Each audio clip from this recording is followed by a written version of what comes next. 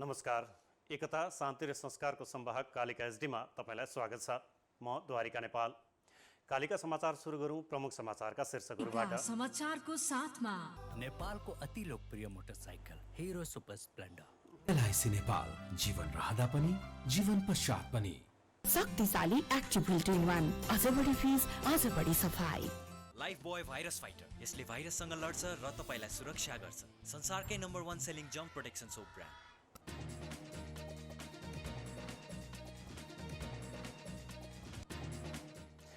अदालतमा परेको मुद्दाका बारेमा रणनीति बनाउन विपक्षी दलहरूबीच छलफल।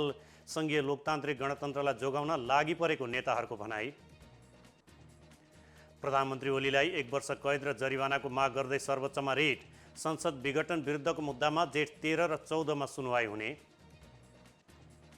अमेरिकी विदेश मन्त्री इजरायलमा गाजा युद्धविरामलाई तार्किक निष्कर्षमा पुर्याउन पहल गर्ने र मैत्रीपूर्ण फुटबलका लागि राष्ट्रिय फुटबल टोली इराकतर्फ।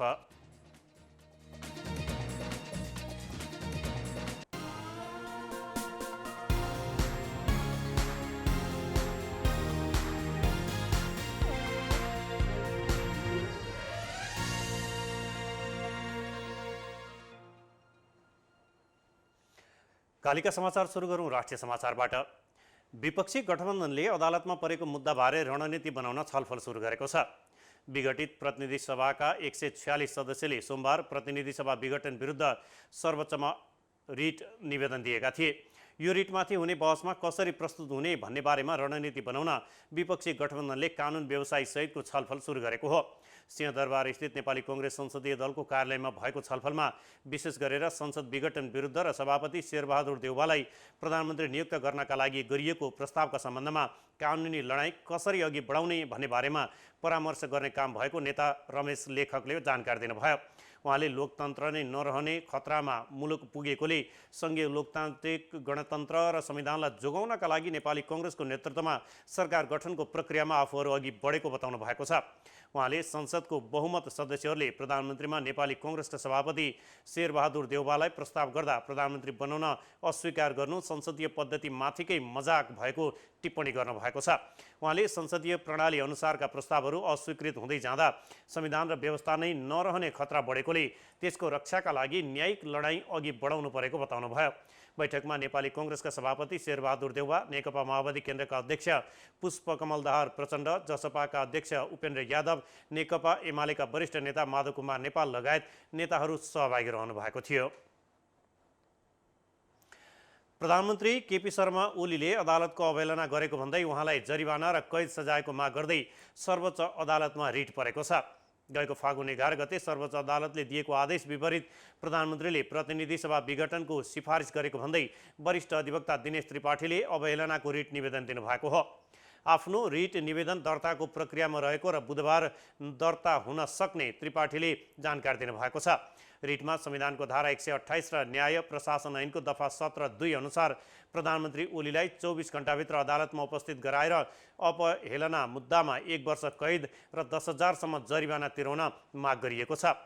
यसैबीच प्रतिनिधि सभा विघटन विरुद्ध परेका रिट निवेदकहरूको सर्वोच्च अदालतमा जेठ 13 बिहिबार र 14 गते शुक्रबार प्रारम्भिक सुनवाई हुने भएको छ।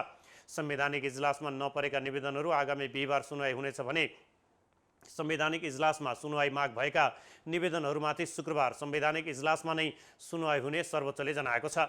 संसद विघटनको विरुद्धमा सर्वोच्च अदालतमा 30 वटा रिट दर्ता भएको छ। तीमध्ये 19 वटा रिट साधारण इजलासमा र 11 वटाको संवैधानिक इजलासमा सुनवाईको माग गरिएको छ। सर्वोच्चका सञ्चार विज्ञ किशोर पौडेलले अन्तरिम आदेश माग गरिएका 19 वटा रिटको 13 गते तथा संवैधानिक इजलासमा सुनवाईको माग गरिएका 11 रिटको सुनवाई 14 गते हुने जानकारी दिनुभयो। राष्ट्रपति विद्यादेवी भण्डारीले संविधानको धारा 76(5) बमोजिमको प्रधानमन्त्री नियुक्ति हुने आधार नरहेको भनी निर्णय दिएपछि गत जेठ 7 गते मन्त्री परिषदको सिफारिसमा राष्ट्रपतिबाट संसद विघटन गरी कार्तिक 26 र मङ्सिर 3 गते निर्वाचनको मिति तोकिएको थियो। संसद विघटन असंवैधानिक र धारा 76(5) अनुसार शेरबहादुर देउवालाई प्रधानमन्त्री नियुक्तिको माग गर्दै 146 जना सांसदले सोमबार सर्वोच्चमा रिट दर्ता गरेका छन्। सभामुख अग्निप्रसाद सापकोटाले पछिल्लो राजनीतिक अवस्थाबारे पूर्व सभामुखहरूसँग परामर्श गर्नु भएको छ। सरकारले दोस्रो पटक पनि प्रतिनिधि सभा विघटन गरेर मध्यावधि चुनाव घोषणा गरेपछि राजनीतिक सङ्कट समाधानका विकल्प बारेमा सभामुखले परामर्श सुरु गर्नु भएको हो। उहाँले मङ्गलबार सङ्घीय संसद भवन नयाँ बानेश्वरमा पूर्व सभामुखहरूसँग परामर्श गर्नुभएको छ। छलफलमा सहभागी पूर्व सभामुखहरूले सरकारले जनताको प्रतिनिधित्व गर्ने सर्वोच्च संस्थामाथि आक्रमण गर्ने काम गरेको र त्यो पूर्ण रूपमा असंवैधानिक भएको राय दिएका थिए। प्रतिनिधि सभा भनेको प्रत्यक्ष रूपमा जनताले भोट गरेर पठाएकाहरूको सभा भएकोले जनताको असली प्रतिनिधिमूलक संस्थामाथि आक्रमण गरेर जनताको मतको अपमान गर्ने काम सरकारले गरेको भन्दै त्यस कार्यको निन्दा गरेको छलफलमा सहभागी पूर्व सभामुखहरूले जानकारी दिनुभएको छ। छलफलपछि सञ्चारकर्मीलाई संक्षिप्त प्रतिक्रिया दिँदै पूर्व सभामुख एवं नेपाली कङ्ग्रेसका वरिष्ठ नेता रामचन्द्र पौडेलले संसदबाट सबै समस्याको समाधान खोज्नुपर्नेमा अदालत जानुपर्ने अवस्था सिर्जना हुनु दुःखद भएकोले राजनीतिक समस्याको समाधान र निकासका विकल्पबारे छलफल भएको जानकारी दिनुभयो। यस्तै पूर्व सभामुख अन्सरी घरती मगरले जनताको प्रतिनिधिमूलक संस्थामाथि आक्रमण गर्नु पूर्णतया असंवैधानिक भएको कुरा पूर्व सभामुखले राखेको बताउनु भएको छ। संविधानको धारा 76 को उपधारा 3 अनुसार बनेको सरकारलाई प्रतिनिधि सभा विघटन गर्ने अधिकार नभएको हुनाले संसद भङ्ग गर्ने सरकारको निर्णय असंवैधानिक हुनुका साथै यसले जनताको मतलाई अपमान गर्ने काम गरेको भन्दै सोको घोर निन्दा गर्नुपर्छ भन्ने धारणा पूर्व सभामुखहरूले राखेको पनि उहाँले जानकारी दिनुभएको छ। सुदूरपश्चिम प्रदेशमा एमाले संसदीय दलको बैठक स्थगित भएको छ। माधव पक्ष बीच नै मतभेद भएपछि मङ्गलबार बस्ने भनिएको दलको बैठक स्थगित गरिएको हो। बुधबार बिहान 8:30 बजे दलको बैठक बोलाइएको एमाले प्रमुख सचेतक तारा लामा तामाङले बताउनु भएको छ। उहाँले बैठकमा एमालेका सबै सदस्यहरूलाई खबर गरिएको जानकारी दिनुभयो। मङ्गलबार बोलाइएको बैठकमा ओली पक्षलाई भने खबर गरिएको थिएन। बुधबार बिहानको बैठकमा आफूहरूलाई पनि खबर आएको ओली पक्षका सांसदहरूले बताएका छन्। भोलि बिहान बैठक बोलाइएको खबर आएको ओली पक्षका सांसद तथा एमाले कैलालीका अध्यक्ष रतन थापाले बताउनु भएको छ। सोमबार एमालेको स्थायी कमिटीको बैठकले प्रदेश सरकारलाई दिएको समर्थन फिर्ता लिइसकेको छ। एमालेबाट मन्त्री भएकाहरूलाई 24 घण्टाभित्र फिर्ता हुन निर्देशन जारी गरिएको छ। भीम रावल निकट भएका कारण दलको नेता अहिलेकै सरकारलाई समर्थन दिने मनसायमा रहेको नेपाल समूहकै केही नेताहरूले बताएका छन्।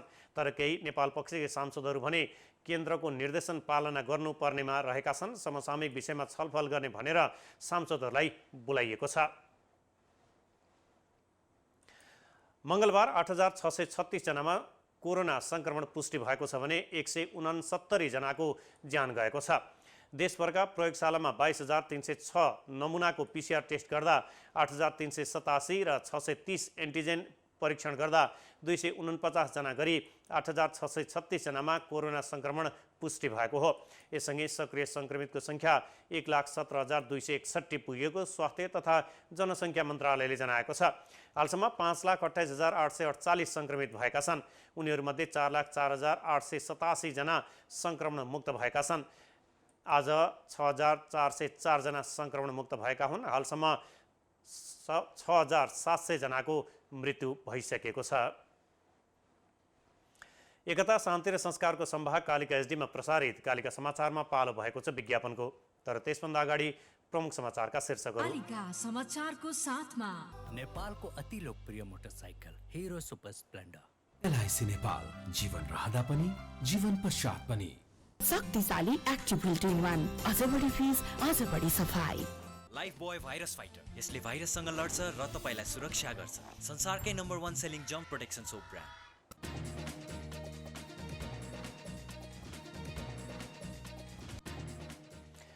अदालतमा परेको मुद्दाका बारेमा रणनीति बनाउन विपक्षी दलहरूबीच छलफल।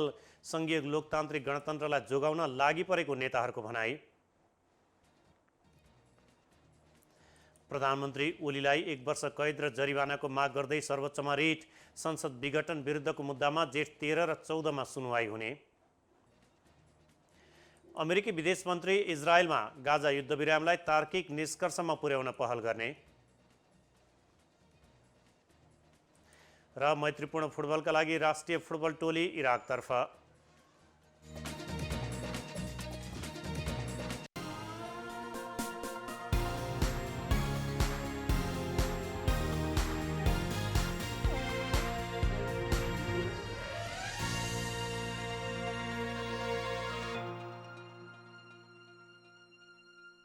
नेहा यति धेरै बच्चाहरू एब्सेन्ट। बिमारी जुन फैलिरहेको छ एकबाट अर्कोलाई कसरी लड्ने? बिमारीसँग लड्नु छ भने बिमार फैलाउने भाइरससँग लड्नुस्, जुन छुँदाखेरि पनि फैलिन्छ। त्यसैले बारम्बार लाइफ बोय भाइरस फाइटर। यसले भाइरससँग लड्छ र तपाईलाई सुरक्षा गर्छ। संसारकै नम्बर 1 सेलिङ जम्प प्रोटेक्सन सोप ब्रान्ड। तपाईको आफ्नै व्हील अब भएको छ एक्टिभ व्हील 2 in 1।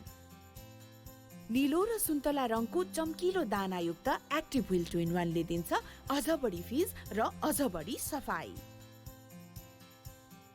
शक्तिशाली एक्टिभ व्हील 2 in 1, अझ बढी फिज अझ बढी सफाई।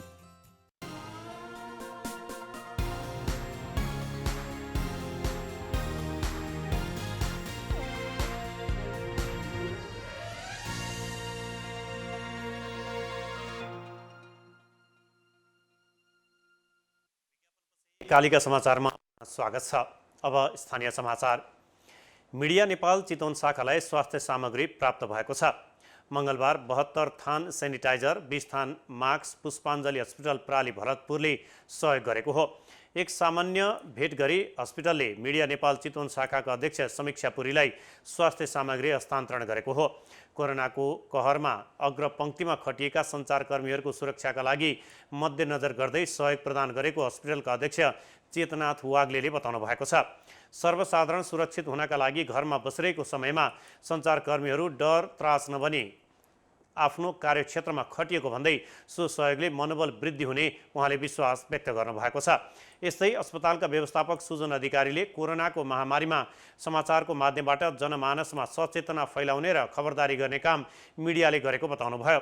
अस्पतालबाट प्राप्त स्वास्थ्य सामग्री कोरोना संक्रमणका बीचमा पनि कार्यक्षेत्रमा खटिएका सक्रिय सञ्चारकर्मीहरूलाई प्रदान गर्ने मिडिया नेपाल चितवन शाखा अध्यक्ष समीक्षा पुरीले बताउनु भएको छ।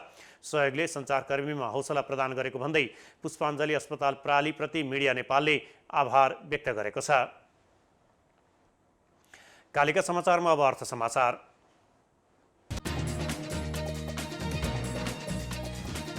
नेपाल उद्योग वाणिज्य महासङ्घले आगामी आर्थिक वर्षको बजेट कोभिड-19 महामारीको चपेटामा परेको अर्थतन्त्रलाई पुरानै लयमा फर्काउने व्यवस्थासहितको आउनुपर्ने माग गरेको छ।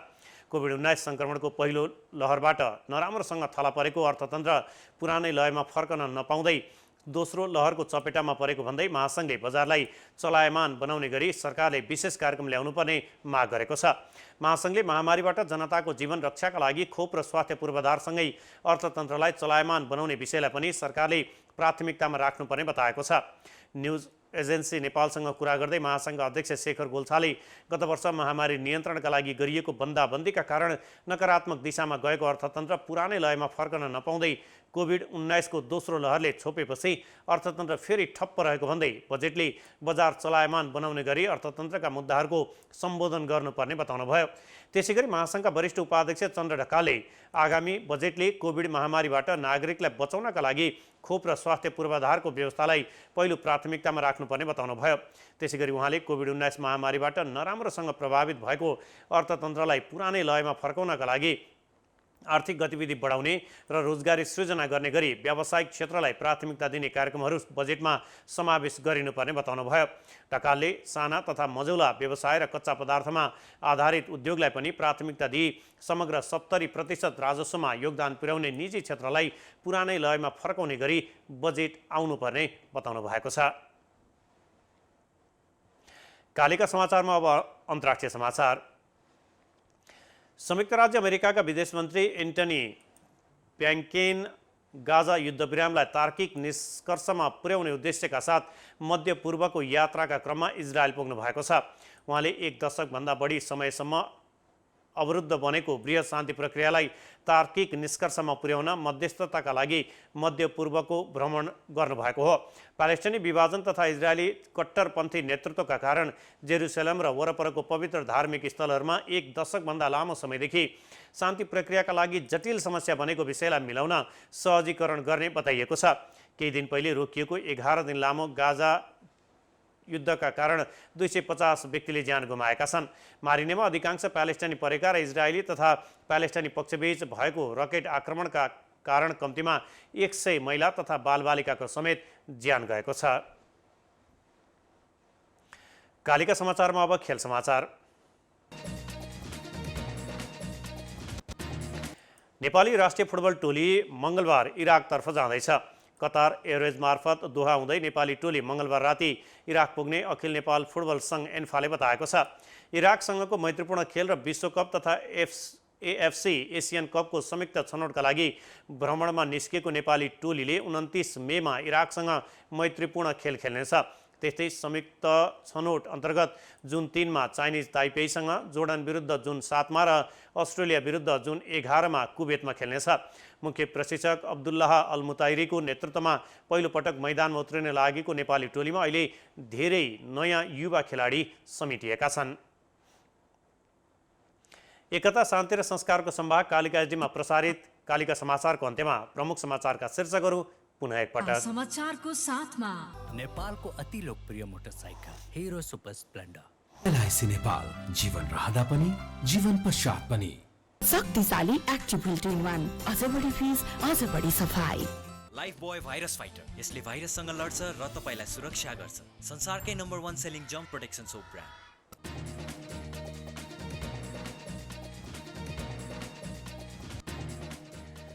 अदालतमा परेको मुद्दाका बारेमा रणनीति बनाउन विपक्षी दलहरूबीच छलफल। सङ्घीय लोकतान्त्रिक गणतन्त्रलाई जोगाउन लागि परेको नेताहरूको भनाई। प्रधानमन्त्री ओलीलाई 1 वर्ष कैद र जरिवानाको माग गर्दै सर्वोच्चमा रिट। संसद विघटन विरुद्धको मुद्दामा जेठ 13 र 14मा सुनुवाई हुने। अमेरिकी विदेश मन्त्री इजरायलमा गाजा युद्धविरामलाई तार्किक निष्कर्षमा पुर्याउन पहल गर्ने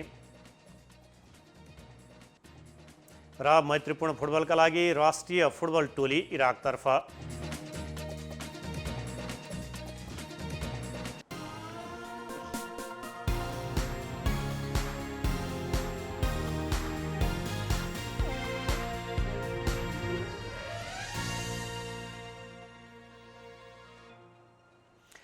एकता, शान्ति र संस्कारको संवाहक कालिका एसडीमा प्रसारित कालिका समाचार अहिलेका लागि यति नै। हेर्दै गर्नुहोला कालिका एसडी। म द्वारिका नेपाल बिदा हुन्छु। नमस्कार।